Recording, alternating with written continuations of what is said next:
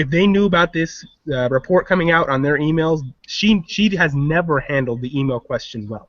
Like the email question and the transcript questions are questions that trip her up in the debates every time. Well, when you have Hillary fans like Andrea Mitchell and George Stephanopoulos, right, saying that the report is damning, I don't care how Forbes or anybody else wants to try and spin it. When you have Andrea Mitchell talking about how it's disturbing because she is trying to say things one way, she's trying to say things, they've said things one way, and they be so quick to talk about, well, Colin Powell did. Colin Powell may have did certain things, but Colin Powell also did not do a lot of things that she is, you know, she has done. And that's the other thing everyone also needs to know. Like, this wasn't just like targeting Hillary. This IG report looks at the Secretary of States that have been in office since the more digital age. Condoleezza Rice apparently did not use private email at all. John Kerry, and then I think she's the only one. Hillary's the only one that refused to sit down with them too. So this just raises so many, and they've already said they are not answering questions about this. So you're possibly right, Solomon, if this could have been possibly part of the reason for not wanting to do a debate. So I think that, but this becomes fodder though, right, for Trump. Like the problem is that everything Trump is a jerk, right? And he has lived his life in the public eye like in a very different way than Hillary Clinton has as a reality TV star. So he doesn't really care. And it seems like the people who support him, they don't really care that he's flawed, that he has issues, and he has however many failed marriages and stuff like that. Like, they don't care about that. I think the same can be said about Hillary Clinton, though. Like, because if you talk to Hillary Clinton supporters, they're completely eating up the spin that they put out at first about how this is all a lie, this is all three Pinocchios and all that. I agree, but I think the difference. But her base is smaller than Trump's base, though. That's one. Her base is smaller.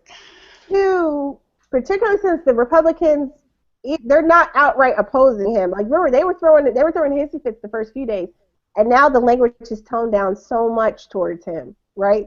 And they're also hoping they can beef up Congress and stuff so they can work around him if they need to.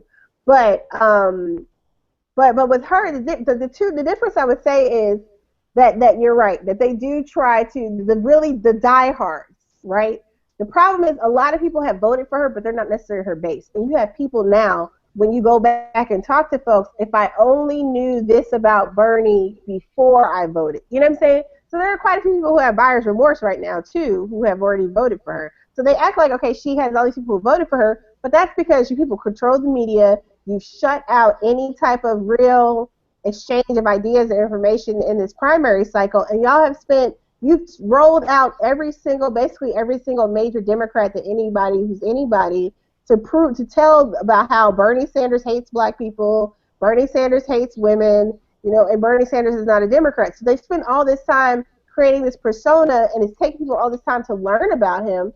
I don't know that a lot of people are so like, yeah, Hillary. The really diehards, her diehard base is a lot smaller than the Trump base, and I don't think that the difference with the way she hides from information, she hides from stuff. She doesn't want to address it. She talks around it. We're over 100 days from I'll look into the transcripts, right? Now this IG report thing comes up. And the problem is I saw earlier that one of her former aides, also an attorney, is moving to, I saw that her depositions, the videos of her depositions have been sealed, are going to be sealed.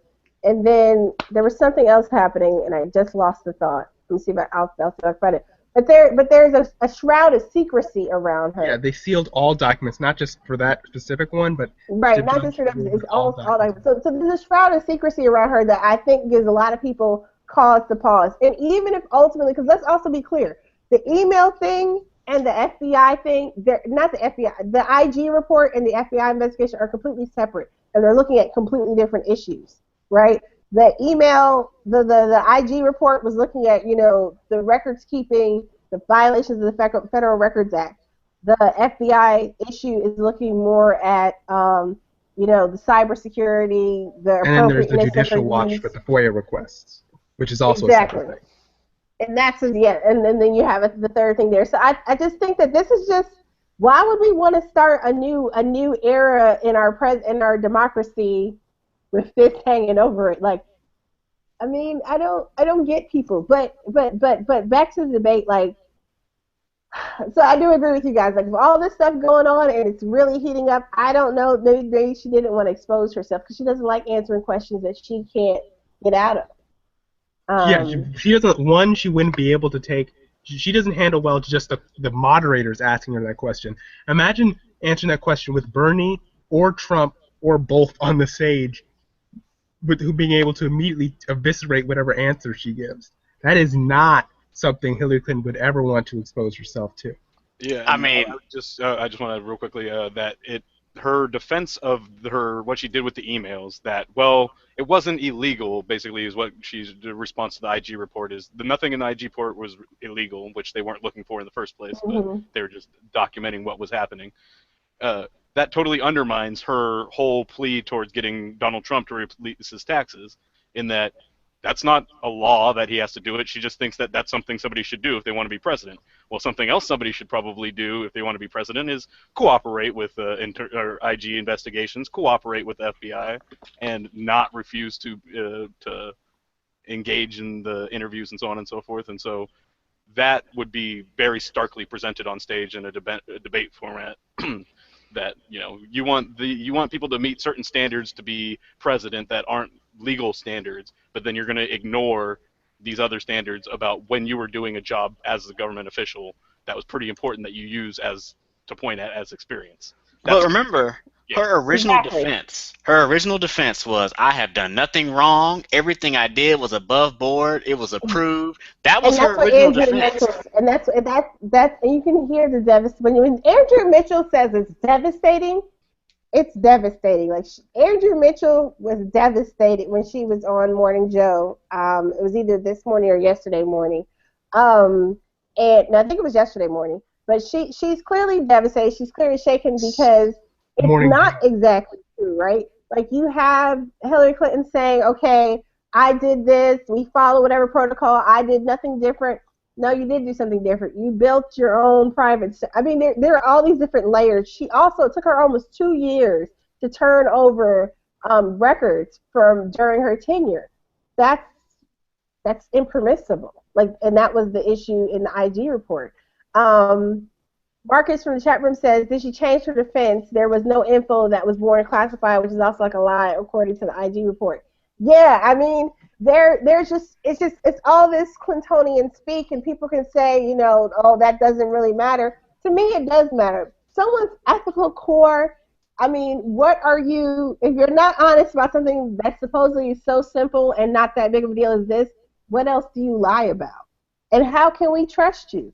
And no, that doesn't make me a sexist or a bad feminist for asking that question. That's a real question. And if we had a woman of color in this position, she would be forced to go sit down somewhere immediately. So the fact that we're like tolerating this stuff from Hillary Clinton, we wouldn't tolerate it from anyone Like the else secretary right now. during the Benghazi scandal, someone had to take the fall, and I don't even remember her name now, which I feel bad about. But Susan Rice. Yes, Susan Rice.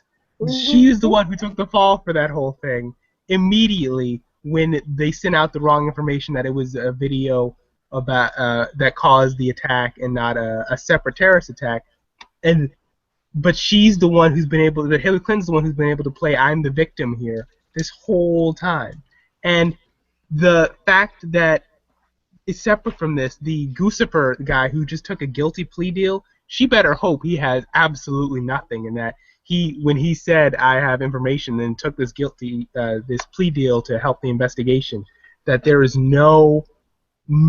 there was never any leak, because that IG report also said there were 2 instances where whatever IT guy was running that server, who didn't even work 24 hours and was off half the day, turned off the server twice because he was afraid he was seeing attacks on the server.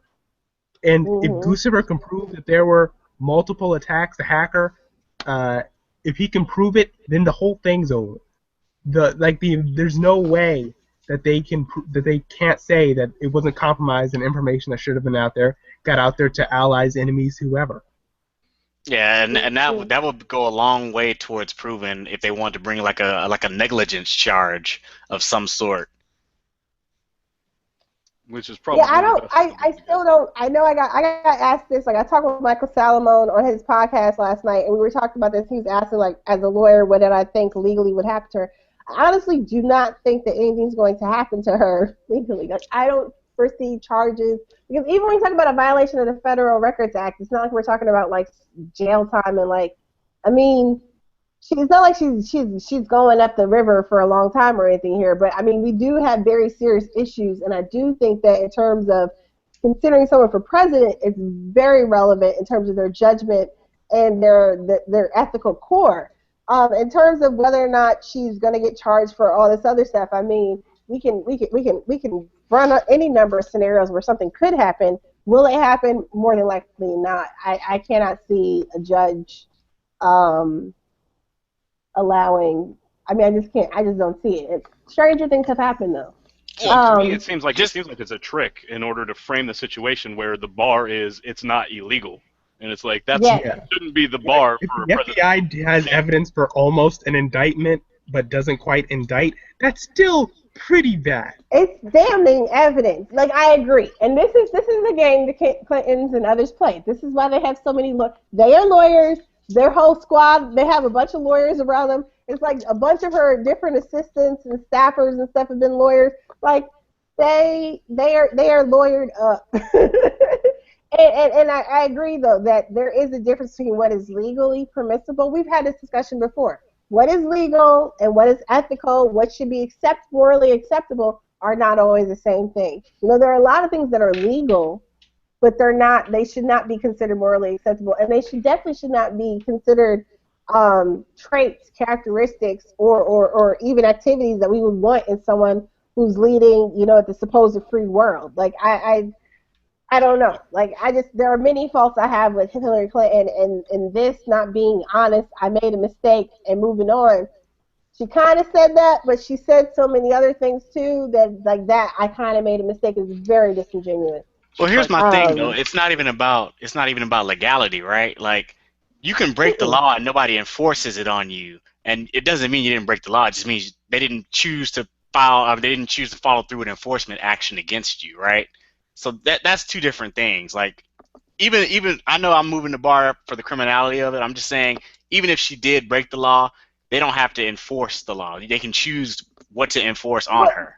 that's with anything, and like even if she broke, like right, exactly, right, because they could choose to ignore something that could be higher. I don't even know. Like I said, it just depends upon what they ultimately find. Because if anything, they're looking at things that could be considered a misdemeanor. But I agree with you guys that the legality, whether it's legal or illegal, I hate that defense from people.